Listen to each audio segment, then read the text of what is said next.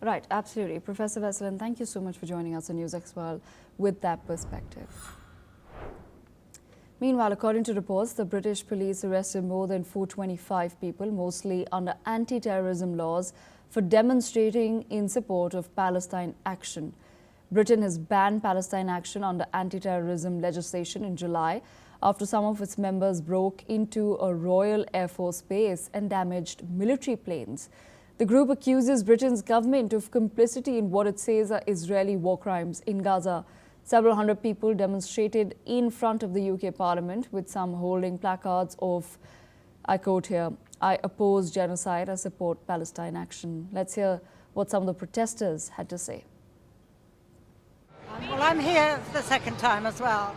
I'm here because for the last 2 years we've stood by while 20,000 and more children have been murdered by the Israeli state, using weapons that we provide as well. Our F-35s continue to fly over Israel and do reconnaissance. Well, I'm here for the second time as well.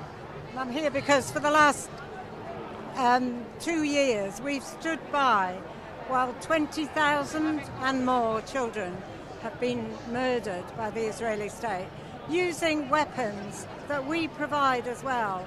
Our F-35s continue to fly over Israel and do reconnaissance. And a genocide is taking place, and a genocide means the abolition of a whole people, and the whole people is the Palestinians, whose land has been occupied illegally for the 77 years I've been alive. If I walked into a post office with a gun and I passed it to a friend of mine who shot somebody and killed them, I'd be guilty of murder.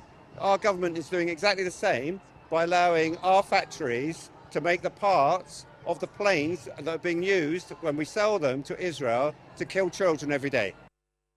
Ordinary people who have never been on protests in their lives are, reckoning with their conscience. They're thinking, I cannot keep sitting day in, day out on my sofa watching this abject horror and do nothing. And so the extraordinary thing is, the images, the most powerful images we're seeing are of, disabled, middle-aged, elderly white people being carted off by the police for the crime of saying, stop killing children. Yeah, sad that the government is wasting the police time doing this sort of stuff, but it's the way it is.